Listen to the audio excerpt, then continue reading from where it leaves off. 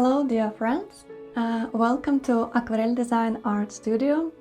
Thank you so much for joining me today on this evening to paint watercolor winter landscape with me. For today I've chosen this painting which I've done a few weeks ago, and this was a quick test of my watercolors and some inks. And I thought that this is a very quick and fun way to make a Christmas cards. At first, let's talk about the materials, and I will briefly tell you which materials I'm gonna need for this lesson. So first of all, I'm gonna be using a cotton paper, and I use a paper which is called Expression. This is a cotton paper, but it's a budget friendly paper.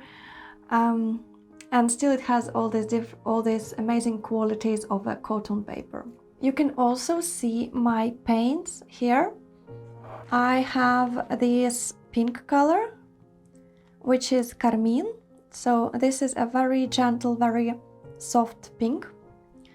Then I have this ultramarine blue. This is a very classic color, let's say, and it has this violet shade to it. Then I have more greenish blue, which is phthalo blue. It could be a turquoise color. Basically, you can use any blue you have, but I thought that it will be fun to make one version with this ultramarine and one more version with this phthalo blue. And then I have one more color, which is black. So the black is needed to create this deep blue color for the sky. And if you have Prussian blue or any kind of deep dark blue, it will also work perfectly. So this is the alternatives for this artwork, but as always, you're free to have your colors and to paint just as you wish. Okay, and now let's talk about the brushes. So at first I will need a bigger brush, and this is a big squirrel. This is a flat squirrel brush, but you could also have something like, for example, this goat brush. So we will need these big brushes to make these kind of movements. And you can have a smaller brush, but it will look good if you will have these kind of big shapes on the borders of the wash. So these are the big brushes, and we will also need a smaller brush. And it could be anything. It could be like a sable brush number 3, for example, or it could be a synthetic brush. I have number 8. So you can see that these alternatives are smaller, and we will need them for these smaller details of the artwork. And as always, I will be using flat brush, and the flat brush is perfect if you want to do some editing, if the pigment doesn't float the right direction. So the flat synthetic brush is a lifesaver for me. Also, I will be using a paper towels, and it's not important the quality, you just need to have enough of those. I will be also using these small pieces of paper to test my colors, and I think it could be lying somewhere here near my palette, so that before painting with a particular color you can test it first. And as you can see here, I have these golden stars and this moon, and I will be using golden inks. You can see I have these inks from Amsterdam. And I have another brand which is Speedball, and I bought them for calligraphy lessons. So any acrylic ink will work. And if you don't have ink, we could also make a painting with white snowflakes. And then you will need a white acrylic inks. So this is acrylic inks, or you can use a white watercolor or white gouache. So basically you just need some opaque white pigment if you're going to paint snowflakes. I added these 3 photos of the mountains because I wanted to briefly show you how the mountains look when they are covered with snow.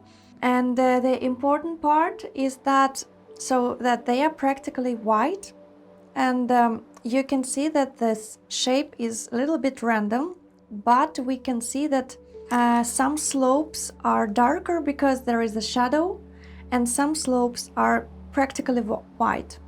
And we also may have some pattern of these stones. But once again, when you view these mountains from the distance, it's not very important like if you will paint this pattern totally correctly. So this is my paper, and it should be approximately A4 size.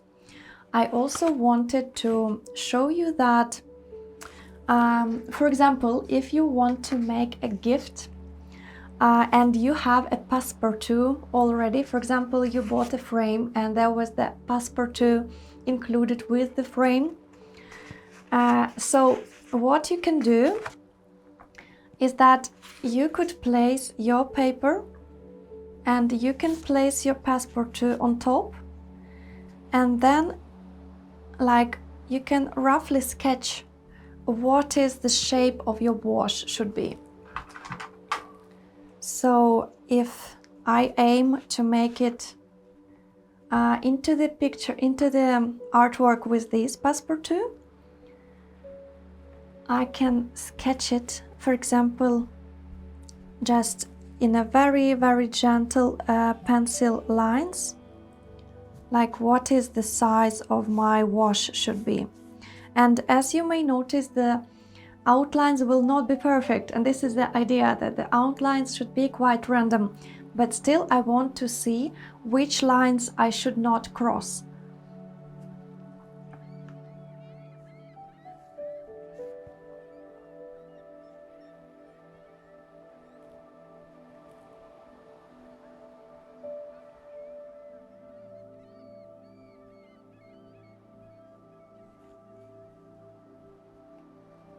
So this is the approximate size. So I'm removing my passepartout. I do hope that you can see the outlines on my papers. I will make them more visible for you. And so now let's divide this shape approximately on the 2/3 from the top, and we will sketch a horizon line. And then let's sketch the mountain. And so now we can use these photo references of the mountain and just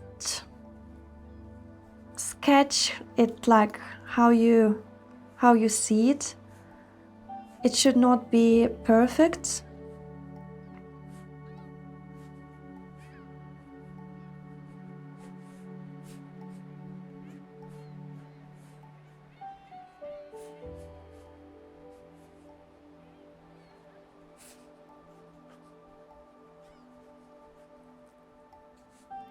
And then we need to sketch the same shape as the reflection in the water.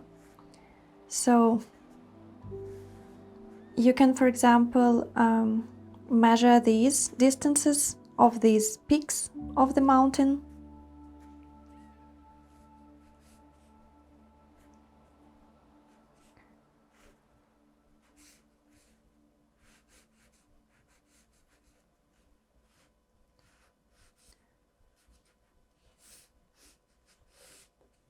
And so now I have these two identical shapes divided with the horizon line. And I hope that your sketch is also ready. And we are basically ready to start our watercolor wash.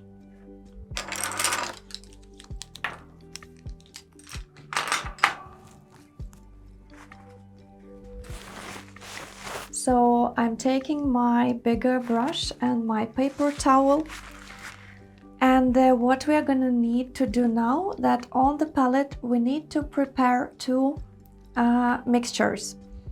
So if you take a look at my variant of this artwork, I used this deep blue and then I transitioned into more purple.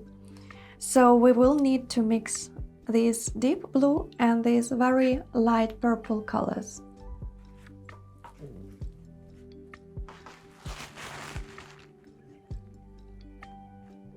So I'm starting with my ultramarine blue, and I think that I will try to create a mixture of those two. But maybe I will still be using more of the ultramarine, and so I'm mixing a blue, and I also will add a little bit of black to create this dark saturated color.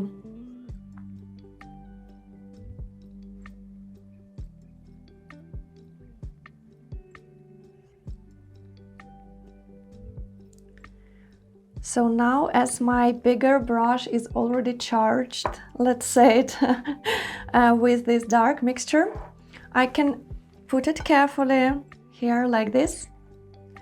And now I can take a smaller brush, and here on the side I can just mix a little bit of pink with a lot of water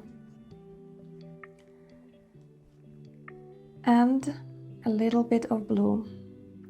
But basically our color will float, and even if we add just a pink, it will mix on the paper.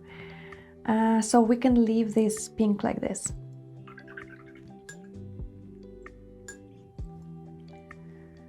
Okay, are you ready? Because what we're gonna do now is that we are going to cover this shape, and we need to have enough of water and pigment on our brush so that your wash need to stay wet for some time.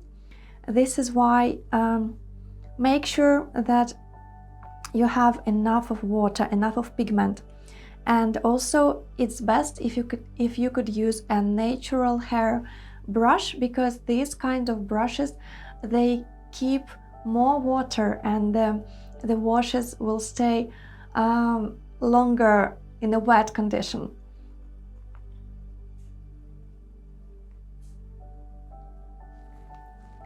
So I'm starting just movements like this.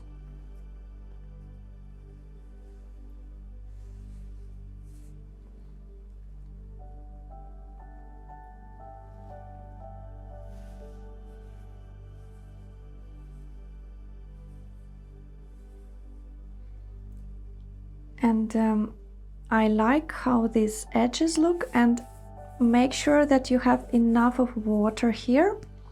And now we will quickly wash our brush and go for our pink mixture. And while our wash is still wet, we will just continue it with the pink, and you can see how the color nicely floats. And now I just need to be careful here on the edge of the mountains.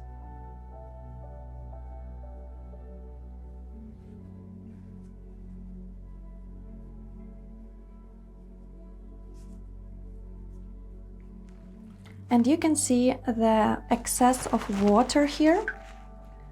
So I will just dry my brush, and I will carefully remove this extra water and the pigment. And I think I want my color to float a little bit that direction. So I'm lifting my artwork like this so that it floats down. And so now, while this surface is still damp, let's take a little bit of our golden inks.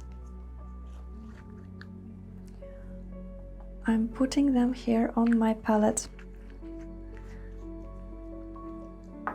And so now you can see how the water reflects, and you can see that the surface is not so shiny anymore. And this is the perfect moment to take our golden ink and to make some drops like this. I'm just hitting my brush, and you can see how beautifully these inks, they just push the pigment to the sides, and we have this nice effect of glowing stars. So it may happen that the inks will drop also over the place. And if you want to protect your paper, you can use like a plain paper, which I took out from my printer, and I continue with my drops of gold. And it's just a question of your preference, how much stars you want to see on this sky. And I can see that here this drop was the biggest, and now I think I want to paint a moon here, but at first I will wait until they are completely dry. I may add a few more stars here to the purple area.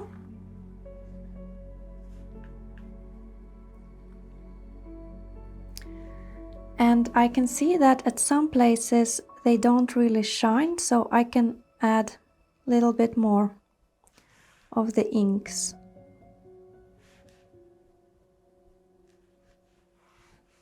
So now we will do just the same thing, but here on this part in the reflection of the water.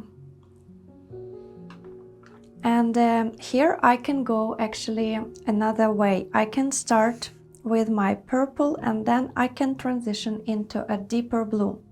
And for that, I think it will be enough having my smaller brush. But once again, we also may do this with a bigger brush. So I will start with my purples.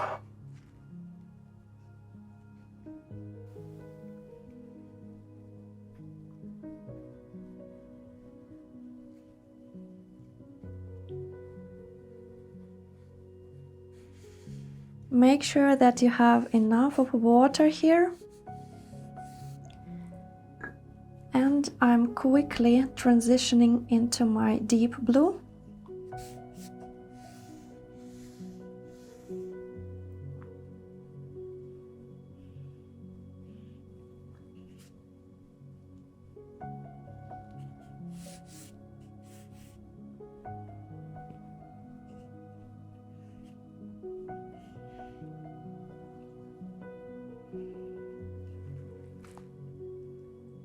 And now I also want to soften the edges of the mountain, because in the reflection usually the shapes are not so sharp.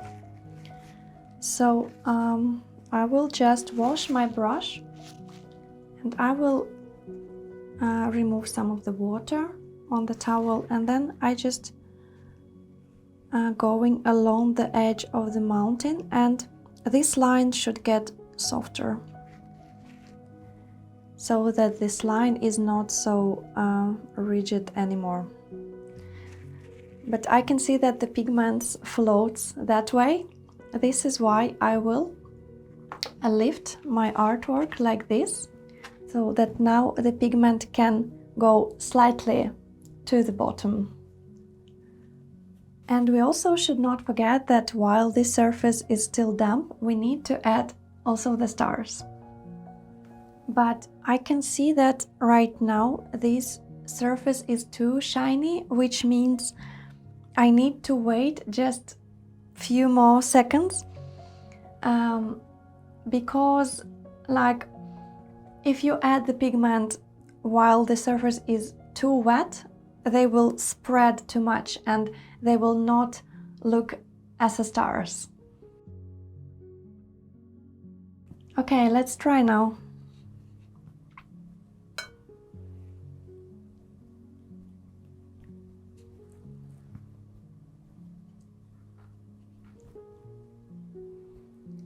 So I'm trying to make a smaller drops.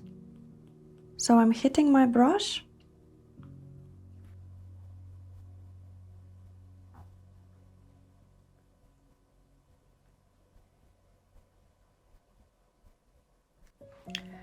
And now I can also paint this moon, which should be slightly bigger than the stars.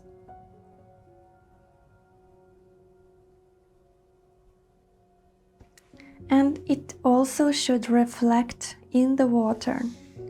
I think somewhere here.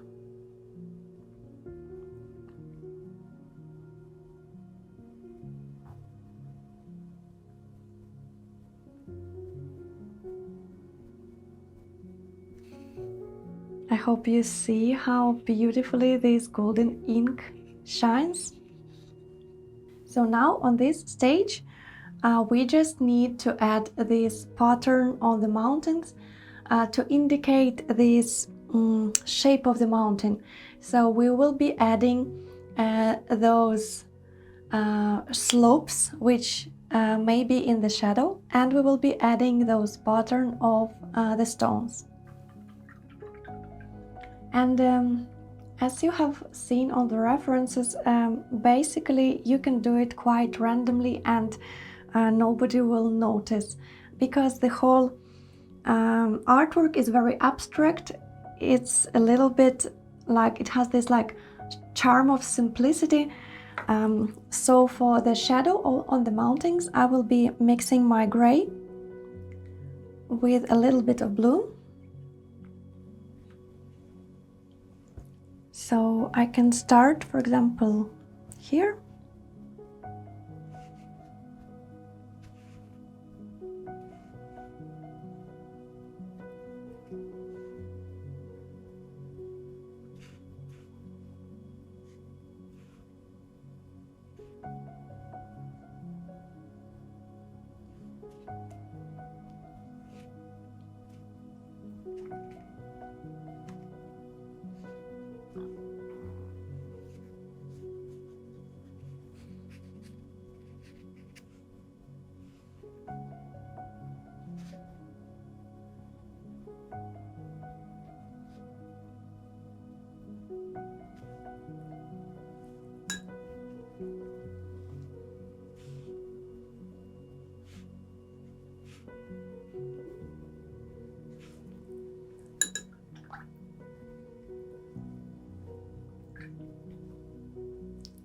And I need to repeat the same pattern here on my reflection area.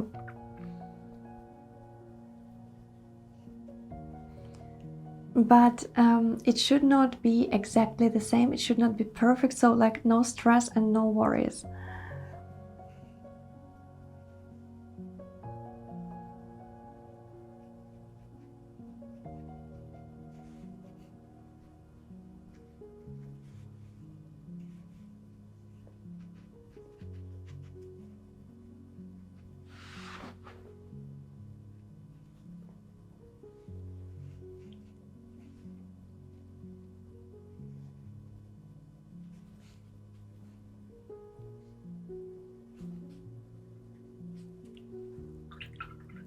And once again, we can soften the edges a little bit. So I'm washing my brush, and with a clean damp brush, I want to blur a little bit some of the lines so that they are not so rigid.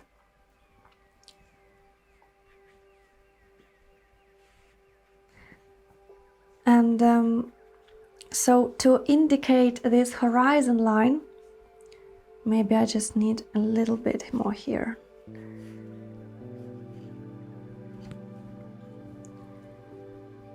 Because I can see that it was slightly lighter than it should be.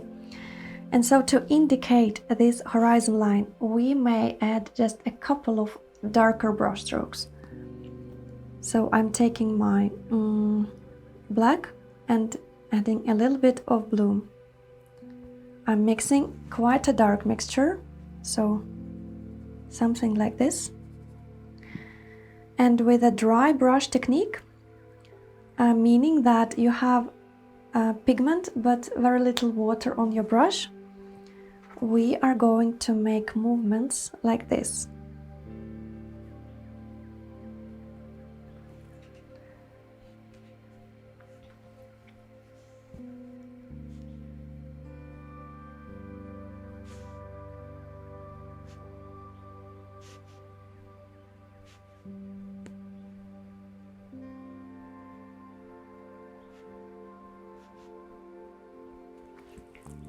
And now, while this surface is still wet,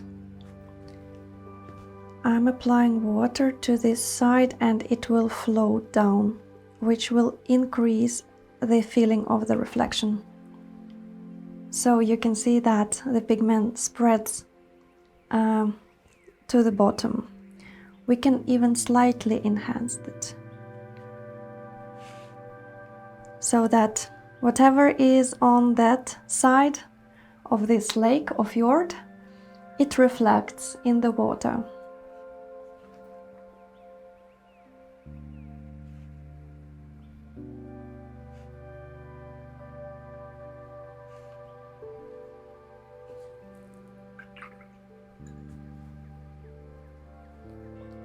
So this artwork is practically finished. We just need to wait until it's completely dry, and then we will erase our pencil lines.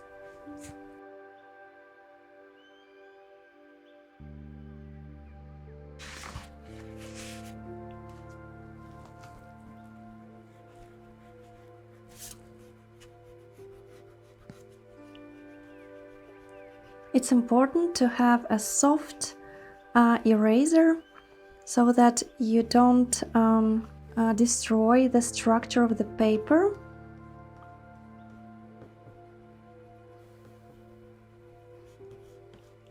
And once you're finished with erasing, it's the best to remove your bits of eraser with a big flat brush like this.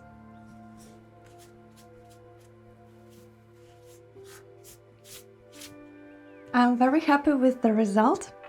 Look how beautifully this edge looks.